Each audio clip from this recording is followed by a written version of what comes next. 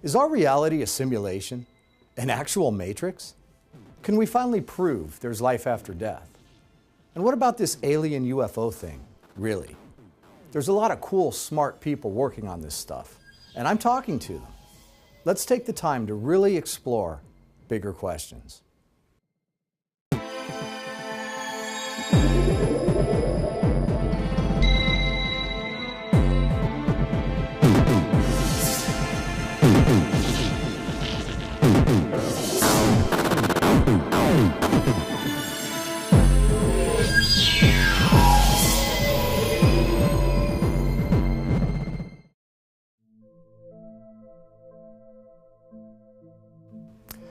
There's a lot of people exploring the UFO alien question and the possibility of a government cover-up and intervention.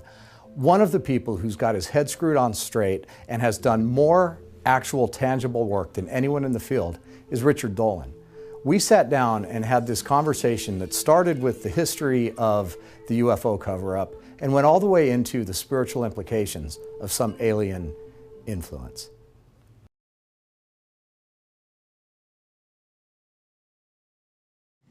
Hi, I'm Ron James, and I'm here with one of the premier personalities in ufology today, Richard Dolan. Now, Richard is one of the ex-hosts of the TV show Sci-Fi Investigates, and he's also the author of the series of books, UFOs in the National Security State.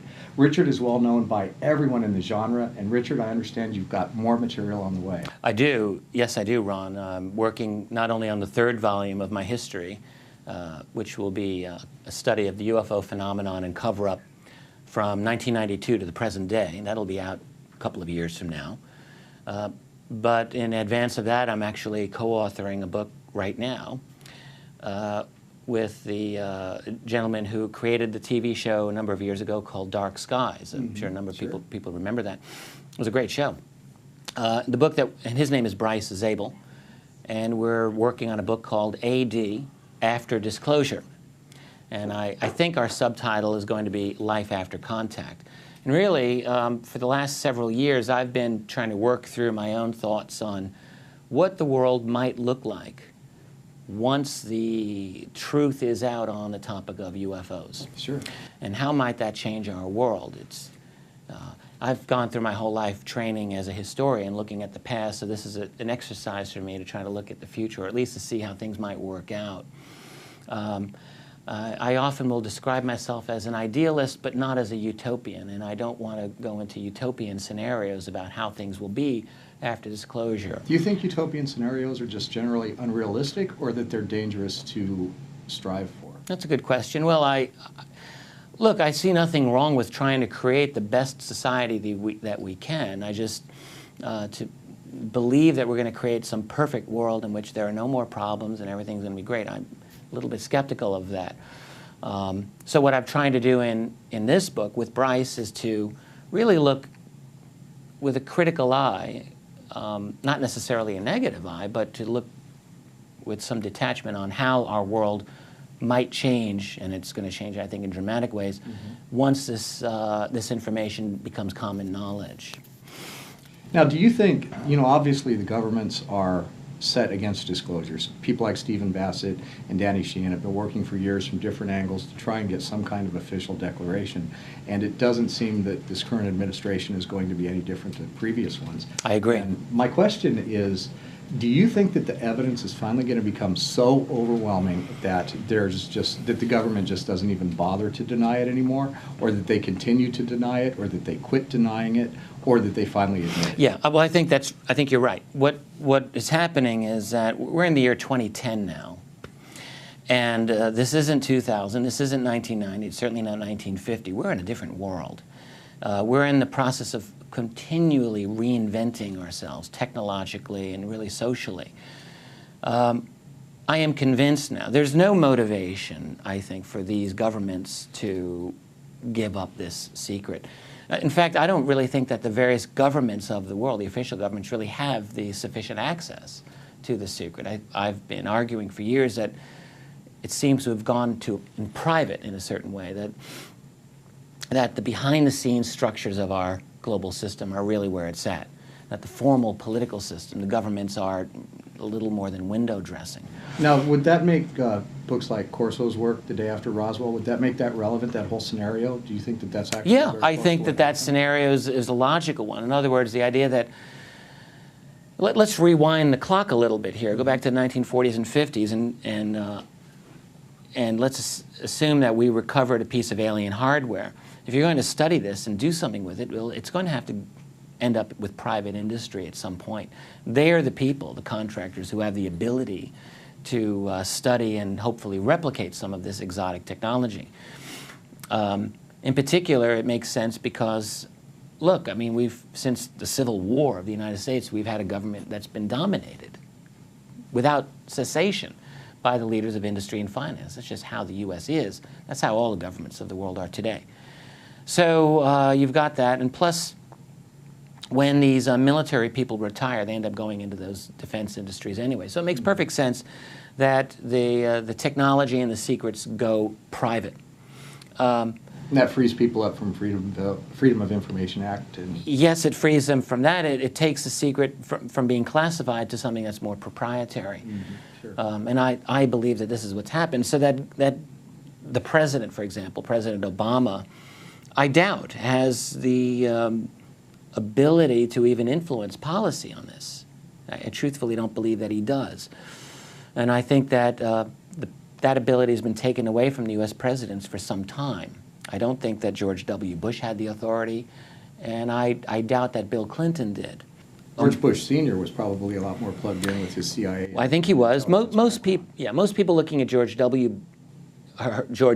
Bush think that he was very much involved, and I think that's probably true. Although we don't really know for sure about a lot of this, but I think from the various leaks that have come out, I've spoken to a couple of people myself, and I think that's probably the case.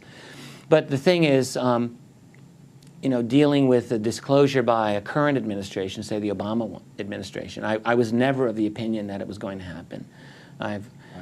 Steve Bassett's my friend, and I look at him as a colleague. I've worked with him for many years, but we've always seemed to disagree on the imminence of disclosure within any presidential administration. Capital D, where there's an official declaration in a press conference from the White House. I don't think that they're just motivated to do it, but that doesn't mean it's not going to happen.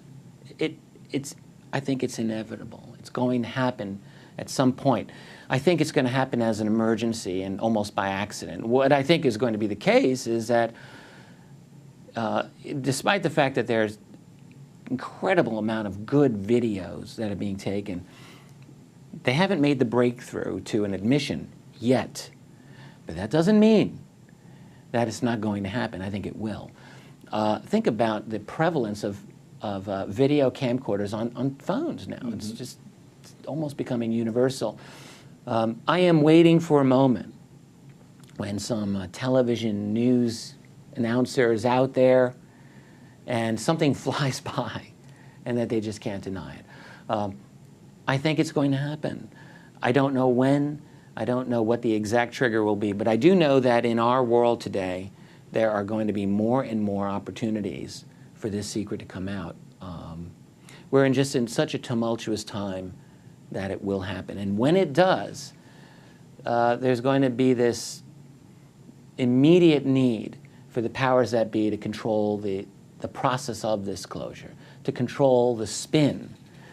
This is something that I think we really need to look at very hard. I'm not seeing a lot of discussion on this among UFO researchers or among people who are into exopolitics or disclosure. And I think we really need to recognize that when D-Day comes, Disclosure Day comes, there's going to be a tremendous amount of need for the political and the intelligence community to control the process. And it makes sense. Look, if you were the president and you had to tell the world about this, you're going to want to do it in a very careful way, in a way that's not going to hopefully destabilize the political and financial systems of the globe. That means you're going to want to control spin. That might mean you'll want to massage the truth. In other words, lie a little bit to keep people in a calm state. And I feel that it's going to be an obligation on those of us who really know this topic to keep the process honest and open. And if that causes things to be unstable, well, look, you can live in a world where we get truth, or you can live in a world where the powers that be control that truth and lie to us. We're at a crossroads in our society right now. We're at a point where our infrastructure is stretched to the max. Absolutely.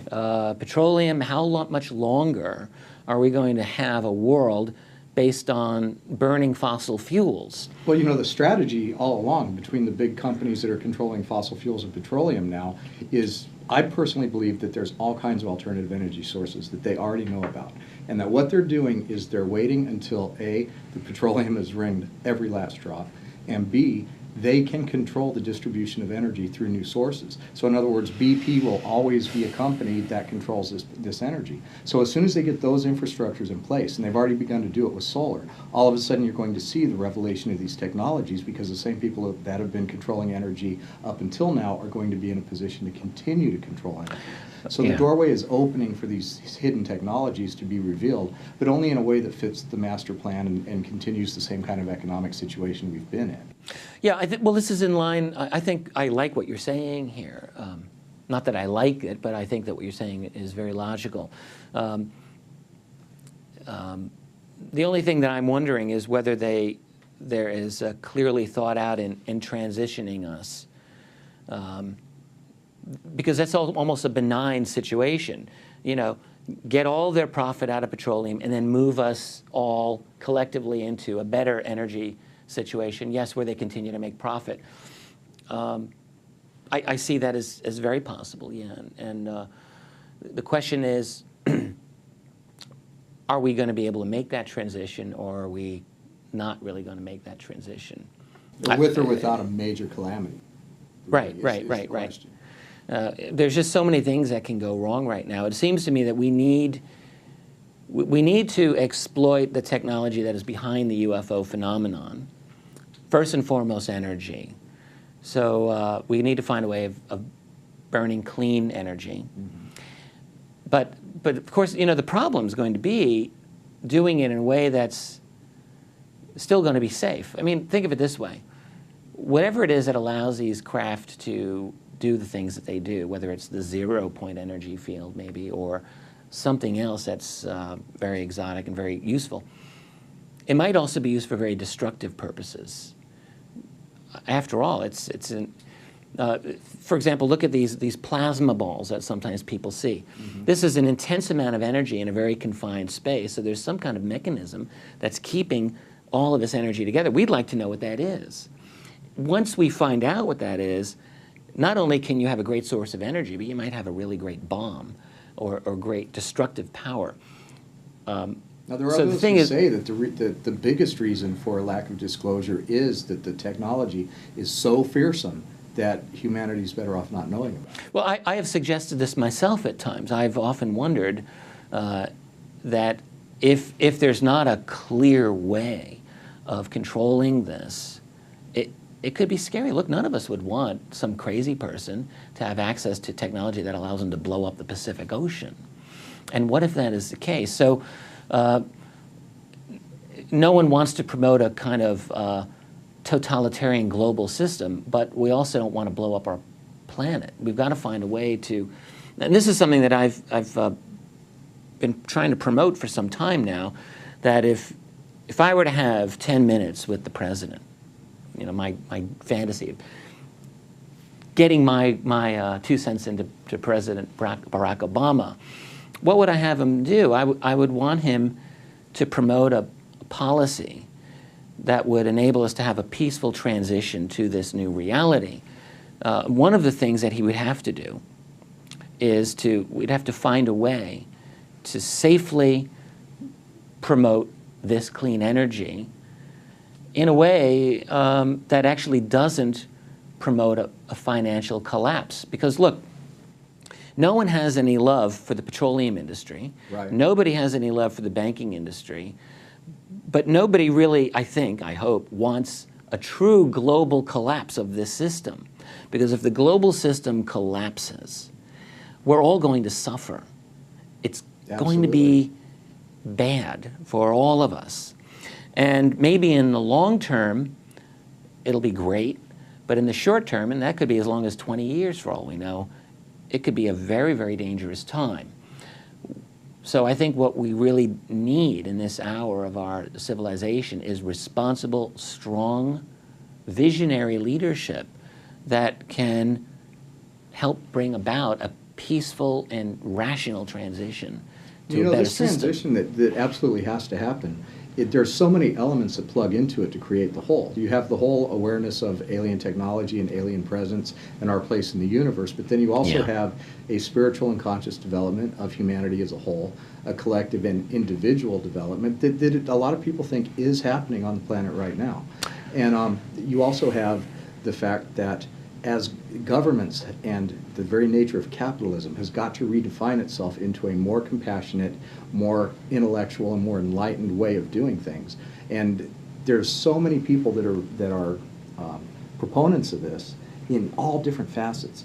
And it seems as though we're headed towards a real choice point. Authors like Greg Braden actually call it the choice point, where the sum of our collective consciousness is going to decide our fate. And there's so many different things coming from so many different angles to create the positive and negative outcome. And it's so interesting. It's like the roller coaster is careening and it's going to go one way or the other. But there's so many elements coming together. The alien stuff is part of it. The interdimensional understanding is part of it. The quantum nature of paranormal activity is part of it. And the evolved consciousness of humanity is part of it. Okay, well, let me just jump in here and speak to two things that come to mind immediately. One, let's call it the spiritual consciousness component of it. I agree, this is very important, if for no other reason that if we're going to have a reality in which these other beings are here, we as a species, as a society, need to get our game up a little bit here. Most people spend their as far as expanded consciousness, I'm not really sure I'm agreeing. Most people spend their lives sitting in front of the TV, watching YouTube, playing video games, zoning out. There are people who are, yes, working on themselves and their awareness, but there's a lot of people who, if they're not just working 40, 50, 60-hour weeks, they don't have time for this stuff, they're sitting in front of the tube. Okay. People are learning how to manifest, how our ability to create reality. You know. Okay. No, I'm not going to argue that there's a growing and a significant portion of people who are doing this, but there's still the other part. And then the other, but we all are going to want to raise our consciousness. What does that actually mean? Well, and to me, as someone who's very, very attuned to Zen, this is what I actually try to follow philosophically in my own life.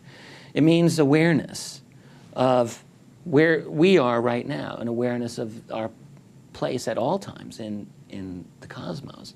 It means also not spinning out into the past or the future as well. It means really focusing on each moment as really the miracle that each moment is. That's heightened awareness, and that takes a lot of work. That's not just something that's going to come. It takes effort, but we can do it. And I think we'll be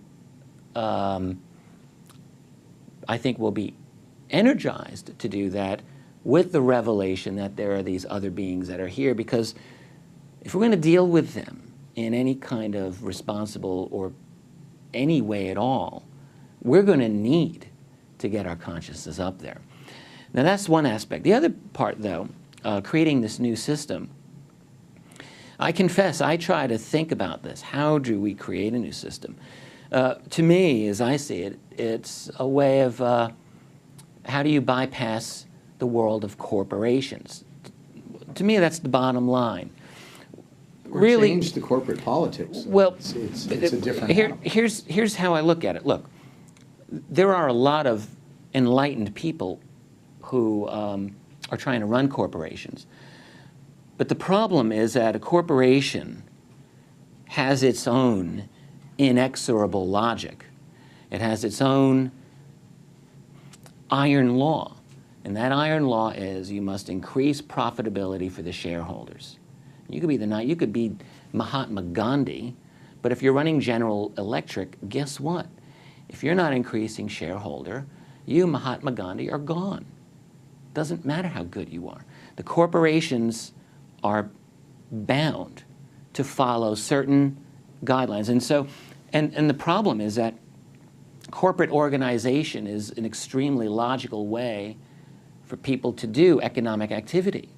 And the reason for that is that, you know, private money can only take you so far. And corporate money, when you have all these investors, that's going to give you the capital you need to do big projects.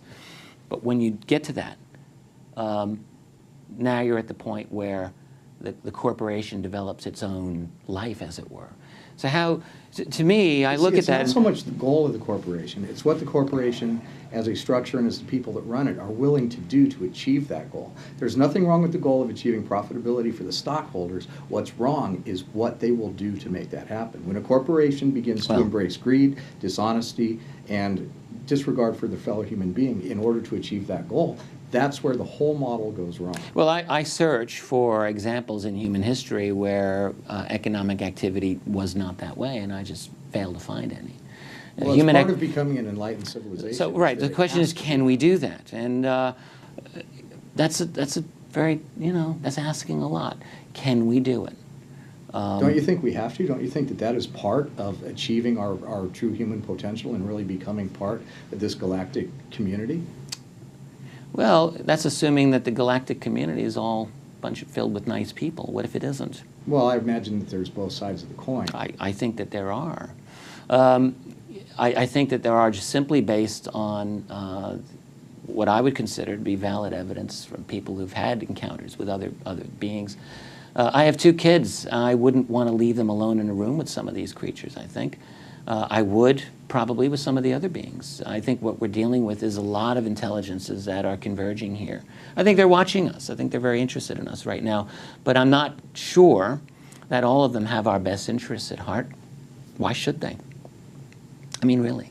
I think it's a fallacy, for example, that we will sometimes think that simply because they are at a much more advanced stage, that they have therefore solved a lot of the social and political problems that we are facing. That would be that's like... That's a very common assumption, it's interesting. But I think it's a totally wrong assumption. Yeah. If we were to go back 1,000 years to some medieval village and show them our new cell phones that can, you know, have an entire library right on there, or show them a laptop computer, they would look at us as like, they would say, wow, you guys are really advanced. You must have solved all of your social and political and economic problems to achieve this level of paradise. And of course we haven't, because the fact is that advanced technology is no proof of advanced spirituality. I just think it's a fallacy to assume that because these other beings have attained some technological level that they're therefore more spiritually or even more mature than we are, that they've solved all of their social and political problems. And one hears this all the time in the UFO field. You think about Michio Kaku and his levels of civilization, you're saying that that's probably not necessarily the case. Because he says that as civilizations evolve, there comes with it a certain sensibility that would keep them from warring with each other, keep them from using other civilizations and exploiting other civilizations, and actually evolve their way out of the kind of mindset that we're a victim of here on this planet. I mean, but what you're saying is that's not necessarily true. I think maybe it's true at some ultra godlike advanced level. Sure. Is it true at our level? Is it true at 1 or 2 levels above where we may happen to be? I'm not so sure. I think that where we're at right now and where these other intelligences may be at, who we call UFOs, I'm not convinced that they're at that level. In fact, what I would say is it seems to me that they're interested in using us as resources in some way. They seem, in many cases, to be interested in using the resources of this earth, including water. So I'm not sure that they're past the exploitative stage of development either. We may get to that point if we're all like, you know, discarnate entities, or where we don't need our bodies, maybe. Right now, we need our bodies. We need to eat. And as a result, there is a need to consume resources. These other entities, if you really go through the many accounts that people have offered of experiences with these other beings, You know as well as I do, many of these experiences seem to be very negative. I'm not trying to be a fearmonger here, but we've got to be realistic. They're not all blonde-haired, blue-eyed beings of light that are going to be mentors to us. Some of them seem pretty nasty.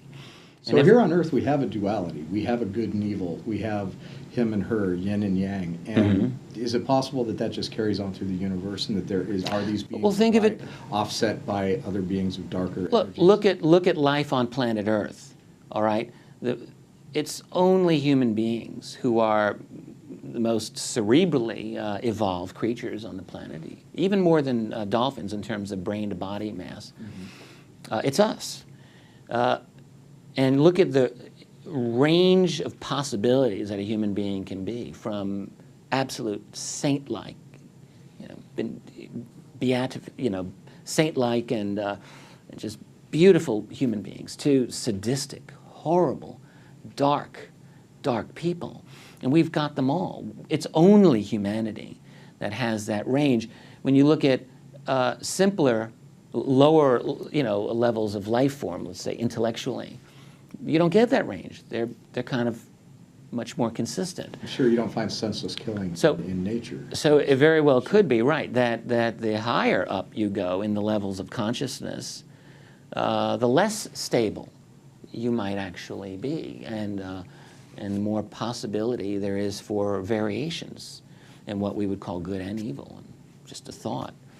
Now, what I would really hate would be for some super powerful entity that's really evil, but hey, you've got traditional societies talking about the devil. What's that? Is there such a thing? Is there true evil on a spiritual level that's even beyond us? Well, again, I don't want to say I know, but I don't really see that it's logical to assume that simply because a species has gotten better gadgets to play with than we do, that they're somehow more spiritually evolved. When we start talking about the existence of good and evil, then we start looking at some ancient and modern perceptions of that say that good and evil is an illusion that's part of this physical universe. That duality is actually an illusion that we live through to find our way back to the one. There's a lot of different kinds of philosophies that say that kind of thing. Right. And then we get into what is this reality anyway? Are we really in a physical universe, or are we in a hologram? Are we in a matrix? Are we in a cosmic quantum computer? And then when you start to think about that, and you start thinking about the whole quantum nature of right and wrong, yes and no, quantum computing, you were mentioning that, it is actually a way of using different dimensions, photons in different dimensions, to represent 1 and 0 at the same time. And once that happens, the power of computing becomes infinite. And so if these other dimensions are existing, then right and wrong can both be right, yes and no can both be yes and no at the here's same my time. one problem with that. All right. We can say, sure, good and evil are just, when you take the grand view, they don't seem like what they are. But tell that to someone whose family went through the Holocaust, or someone who's experienced torture in some prison, or someone who's is that evil? I would say that yes, it's evil. Okay, yes, there is evil. Now, I mean, I know as well as you do that we all have our perceptions, and good and evil are creations by the human consciousness to describe certain things, right? But I am personally, at this stage of my consciousness, I can be aware that there's a higher level here, but I can tell you right now, I'm not going to give up the idea that there are evil things here. And I don't think that that's a retrograde attitude either. Oh, no. There are some bad things going on. And I just think that in the world of here and now, when we're talking about things like disclosure, we have to be aware that there may be entities that are not going to be looking out for us, and that in fact may be looking upon us as their investment or as their property. That doesn't mean that you have to mistreat your property. A farmer who's got a herd of cattle is not going to want to mistreat his cattle until it's time to eat them, maybe. Well, there's hundreds of ideas. There's the idea that the whole planet is being raised so that there can be one giant harvest, and that fear is the crop. If you listen to David Icke and the reptilian agenda and a lot of these kind of things, you hear a whole Sure. belief system about that. So certainly there could be so many different things happening. And Right. whether or not good and evil exist on a broader plane, Right. they certainly do exist here. What Yeah. purpose they serve, we don't know. My suspicion is that humanity right now, is of such intense interest to a range of these other beings, entities. And the reason I think that is that I just look at ourselves in our recent history. It's only been 100 years that we've gone from, we've electrified ourselves as a society. We've gotten the car, we've gotten aircraft, missiles, computers, and everything else now that is our world. It's only been about 100 years. Mm-hmm. It's incredible. We've been around for thousands and thousands of years, and now suddenly, bam, we've got all of this stuff. And we've just talked about quantum computing, advanced artificial intelligence, nanotech. These are things that are just extraordinary, and we are on the verge now, 20 years from now, 30 years from now, we're going to have a world that, by our standards today, is going to seem utterly magical, I think. So if there are any of these other intelligences watching us, I can only assume that they are looking at us and saying, those humans are about to leap into our world. They're going to bump right into us. It doesn't mean necessarily that we're going to be at their level, but it might mean that we have getting close. All right? Because I don't think that progress is just this linear thing. I really believe it leapfrogs and it goes exponentially, and I think we're about to hit that. To give you one example, if we continue our developments in biotechnology, it's going to be very possible, maybe likely, that a human-machine interface is going to be increasingly normal. If you get little nanobots enhancing your brain, jumping your IQ up to 200 or 300. They've already coined a phrase, Homo cyberneticus, to describe the new integrated human with technology. So, right. So let's say we get there. We will literally not be the same species that we are now. We're going to be different order of magnitude. And so with that in mind, we really literally have no idea about how far we can advance in this.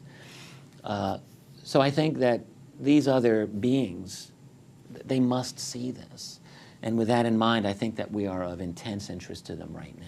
Now, what do you think of all the people, and there's a lot of them, that are writing books and claiming to channel extraterrestrial entities and finding very interesting commonalities among the information that's coming out? What's your take on that? I think that it's entirely true that some people can do this. I used to really not have an opinion on it, but the thing that turned me around was a number of years ago when I really did my own study of remote viewing. The reason I got interested in that, this is, I don't know, 2002, 2003, is because it occurred to me. I learned that so many of these famous remote viewers who had done work for, through the CIA and so forth. Russell Targ, for instance. Absolutely, and Ingo Swann and Joe McMoneagle, that these people were bumping into or claiming to bump into ET intelligences. Mm-hmm. And I thought, well, that's pretty interesting when you got people like McMoneagle and Ingo Swann and Lynn Buchanan and others who've had such verifiable success in seeing things across space and across time. All right? And now they're seeing extraterrestrials or claiming to. Yes, I'm interested in that. And so what I ended up doing is spending some time, and I interviewed a lot of these leading remote viewers and the scientists, Hal Puthoff and Russell Targ and many others. I tried to figure out what is it that allows us to see across space and time, and what does that say about the structure of our reality? What does it say about space and time? What does it say about us, that we can do this? My conclusion? My conclusion is that any individual, I think actually all of us, every person on this planet has the ability to do this.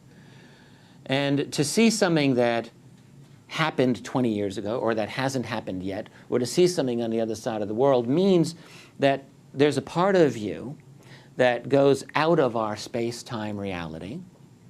It's almost, figuratively speaking, like you're stepping one foot out of it, okay? And you're able to access another point in our space-time reality. Well, what part of you is that? Well, you know, ancient people had a word for it. They called it the soul. It's as good a word as any. Mm-hmm. So, in other words, a physicist might call it a non-local part of you. I guess this is a complicated way for me to say that after I really looked into remote viewing personally, I became convinced that there's an element of us that can leave our bodies, so to speak, and that when this body of yours dies and when my body dies, there's a part of us that's going somewhere. I really believe this. And so that when people channel, or when they claim to channel, I think some of these people are legitimately contacting intelligences that are able to communicate with them that way. So yeah, I totally believe that this happens.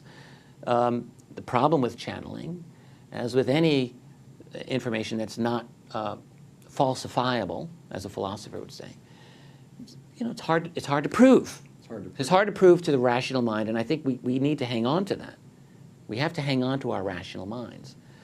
So I guess I'm at the point with channeled information is where I'm always willing to look at it, and I'm never willing simply to grant it legitimacy until I really think long and hard about it.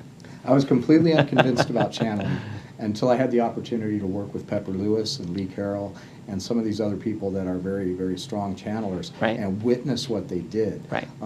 And at that point, I did become convinced that there's something happening that is a connection with something else. But then it also plays into the idea that we only have an illusion of separation, that we're really energetically part of the same hologram. And so when we see through time, or we remote view, or we channel, all we're really doing is tapping into something that's already a part of us, that's already a part of everything. Mm-hmm. And so, you know, that again plays into the whole energetic solidarity of existence.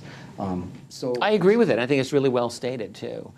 I think if we're moving in this direction, that these other beings are aware of this as well, of course. Yeah. I think it's very likely. So that there's let's call it a spiritual component to the UFO reality, which we've been kind of talking about here. And I think that's quantum definitely component too. Yeah. Well, maybe it's the same thing. Yeah. Yeah. So really, when you really get into it, the whole truth of the presence of these other beings, as revealed through a disclosure process, is, I guess, the most transformative reality that we can imagine. It's something that will certainly shake the political structures, the economic, financial structures of the world, but I think does offer real hope for a spiritual awakening of humanity. However, we have to just, again, remind ourselves that, you know, every garden has its serpent, okay? We have to keep our thinking caps on and remember that there may be entities out there that are, we got to watch out for. And again, I don't mean to sound like an alarmist, but I just can't escape from the evidence of many encounter experiences that they're not all positive. So I think that we're dealing with very possibly a kind of silent Cold War, a secret Cold War. Is that possible at that level of? Are there battles going on among these? Well, the fact is that a number of researchers who have developed their own contacts in the world of intelligence, and I would include myself as one of them, have gotten this information. Mm-hmm. That there's some heavy-duty stuff going on in the covert world. That there are, in fact, a lot of entities, and they are entities we've got to watch out for. So, you know, the so-called reptilians that Ike speaks about all the time, do they exist? Well, I think that there are reptoid types of creatures. There's certainly been enough of them as described by experiencers to at least make one consider that they're there. And if they are as described, they are formidable, very formidable. And we need to be aware of that. Are there the other entities that are the tall Nordic types that are continually described, or at least generally described in a much more positive light? seems to be the case. The problem that I often see with a disclosure is going to be, will the president or the leader of the UN General Assembly or whatever be able to produce an alien entity for the world to see? And if he can't do that, then it's disclosure without proof. Yeah, right. Good way to put it. Disclosure without proof. And it may be difficult. We have that now, really. Well, how do you mean? Well, if you wanted to assemble all of the evidence and say, put it in front of a mock court of law, so to speak, and lay it out to a jury, the jury would probably conclude that, yes, there is an extraterrestrial or interdimensional presence. So by our own standards of proof, disclosure has already happened.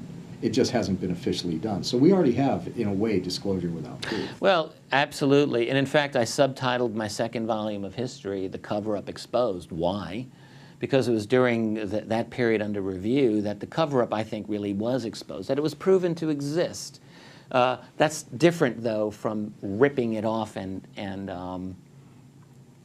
making an open acknowledgement of it. So, yes, I think I agree with you. But regarding the disclosure process, it could be difficult if the president is unable to show the world that what these alien beings look like. If, for example, disclosure happens because of some kind of Independence Day type scenario or something out of V, God forbid, right, in this TV series, but without us seeing a face of these entities, if we just see the ships, and if they choose not to show themselves to us, or if they show themselves and then disappear, it could complicate things. It could be very messy.